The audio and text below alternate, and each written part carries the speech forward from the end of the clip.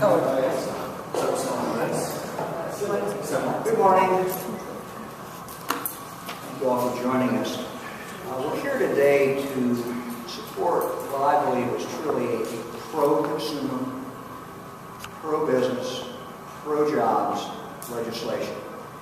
It's called Right to Cure, which has been proposed by Representatives Ron Young and Lynn Slaby, and they will be speaking in a moment. Before they talk about the details of the bill, I'd like to share with you the reasons that I'm in favor of this legislation. The Right to Cure bill amends Ohio's Consumer Sales Practices Act, which was originally enacted 40 years ago, 1972, and empowers consumers to pursue business for deceptive and unfair business practices. In the Attorney General's office, our Consumer Protection section handled more than 31,000 complaints last year. But most of these were resolved by bringing consumers and businesses together informally to work out a mutually agreeable solution. But when consumers do choose to take their dispute to the court level, I believe that the Right to Cure will expedite the process by helping consumers and business owners come to a quick and fair resolution. And that really is, I believe, the heart of this legislation. The complaint we often hear from consumers, the complaint we often hear from businesses is, let's move on. Let's get this resolved. Let us all go about our business, let the consumer go about their lives. I believe this bill will speed up the process. The Right to Cure legislation gives businesses an incentive to put forth a reasonable offer early in the litigation process, early in the process. Under the Right to Cure law, businesses may make an offer. This is the way it would work.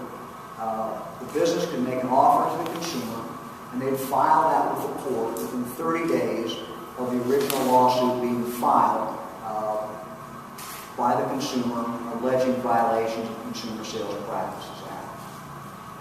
That offer that the business would make would includes the possibility of selling the case. They would make an offer. This is what we want, this is what we're willing to offer you to sell this case. And they also could include in that offer attorney fees of up to $1,500. Again, that would be up to the business. Then, consumers have the next move. They have 30 days to decide the next move. If they accept this cure offer, dispute is then resolved quickly with little expense to all involved. If they reject the cure offer, the dispute simply then goes on and moves on to trial. At this point, the consumer faces one of two outcomes. The court may choose to administer an award that is higher than the original cure offer. In this case, the court could also still award treble damages, which is authorized today, plus attorney fees. However, if the court makes an award that is an amount less than the original cure offer, treble damages and attorney fees would not be allowed. They would not be included. We want to help consumers and businesses work things out and come to a resolution early in the litigation process. The Right to Cure legislation that's being introduced does not hamper the ability for a consumer to be made whole. In fact, encourages them. And encourages businesses to make a realistic and reasonable best offer for a cure before going to trial. Before I ask Representative Young and Slaby to discuss their bill, I would like to talk just for a moment more generally about the Consumer Sales Practices Act. We are approaching the 40th anniversary of this act. It has been amended many times, but I believe it is time for us to re-examine it with the following goals: to make sure that consumers are being protected, that they're being protected in an expeditious way, that the process is actually working, and further, that businesses also have a fair opportunity under this law.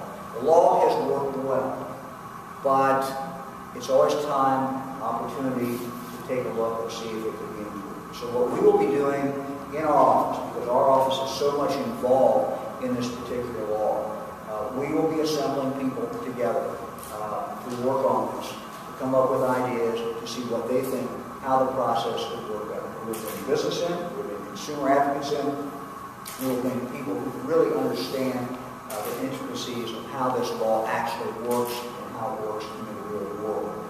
We will see what will come in. We will see what ideas there are out there, and ultimately, of course, this will be up to the state legislature. We can make recommendations because of our involvement in this law. There will be informed recommendations based on people who are working in this field every single day. But ultimately, of course, any action will be taken by the state legislature if the state legislature would deem that appropriate. Very much.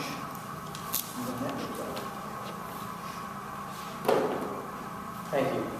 The reason I'm supporting, and I had this legislation drafted along with Representative Slaby, is simply that I believe it's a win-win for both consumers and suppliers. And what I mean by that is simply that we want to make sure that consumers are compensated for any damages they've incurred. And also that any loss that they've experienced is also compensated. At the same time, we want to make sure that suppliers, number one, are obeying the law. And number two, that they can still make a profit. Obviously, we want people to create jobs and make money in Ohio as well. And I believe this legislation accomplishes both. What's happening all too often today under current law is simply that when these things go to court and they get enmeshed in the court process, that all too often the folks who really win big are the attorneys. The consumer ends up getting much less than it originally asked for. And the supplier ends up paying out much more than it originally thought that they would, or even that they can afford in some cases. And the attorneys walk away with their pockets well lined with voluminous amounts of cash. So through this process, we can make sure that the consumers get a reasonable return, what they expect, what they're hoping for, negotiated with the supplier. And the supplier ends up paying out what they can afford and also what they should pay out, given any violations of the law that have occurred. And even, I'll add, even attorneys are taken care of in this case because they're compensated in a right-to-cure situation of up to 6 hours of their time, $250 per hour, or $1,500. So I think this is an excellent piece of legislation. It's not perfect. Hopefully our colleagues in the House and the Senate will have some ideas, and we're certainly open to hearing those. And we're open to hearing any questions this morning as well. Thank you. Mr. Attorney General, and ladies and gentlemen, I have to tell you that I'm really excited about this whole process. I think it's a new process that we're starting to embark on. We are beginning to look at the Consumer Protection Act in the state of Ohio. Happy to hear that the Attorney General is going to formulate a committee or a group of people together, both consumers and suppliers, to examine a 40-year-old piece of legislation. You know, too often, having come off the Court of Appeals before coming down here to the State House, I've heard too many people complaining about the judicial system of the state of Ohio. And unfortunately, what we have seen here, not only with other litigation, but specifically for consumers, is they get caught up in prolonged, protracted litigation, and then they get upset not only with the supplier, not only with the retailers, but they get more upset with the justice system as a whole because things take so long to get through it. This piece of legislation accelerates that process, protects the consumer on both ends, whether they accept or reject the proposal and the offer by the supplier, but also terminates that type of litigation so that they're more satisfied with the judicial process and with their counsel if they in fact have retained counsel. So I'm excited from two aspects. I think we benefit the consumer, I think we benefit the supplier, and we're going to look and review a 40-year-old piece of legislation that I think every once in a while, every piece of legislation needs to be reviewed in this state, as maybe with the federal government, but I can't control that part. We'll just work on the state legislation for a period of time, and I also would be happy to try to answer any questions that you may have. Thank you. Anything?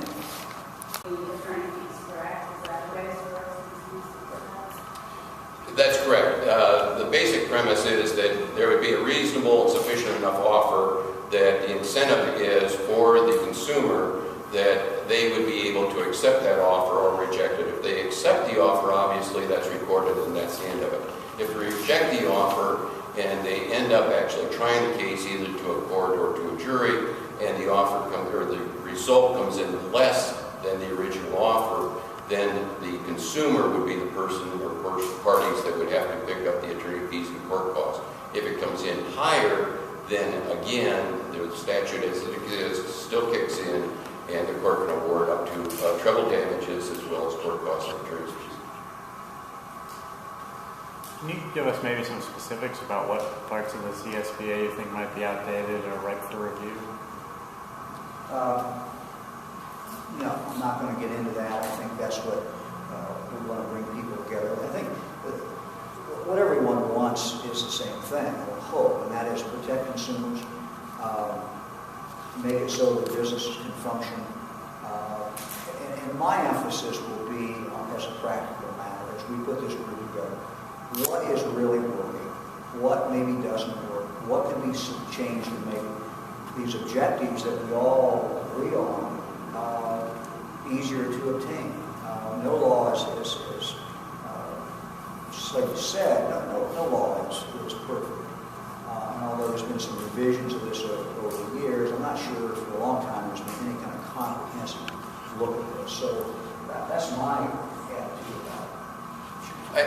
I don't think I can point to any specific item under the CPA right now that needed to be addressed, but if you look at a 40-year-old law, even if we look at the criminal law, which I'm most familiar with, it's revised and updated basically every 10 to 15 years.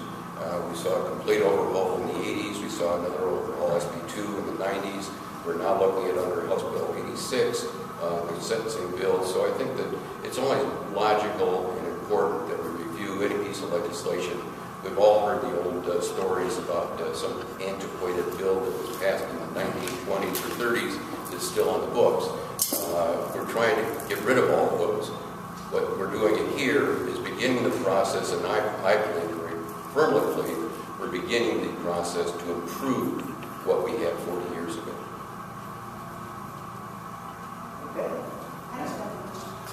Back in 2006, there was a going to hear work to hold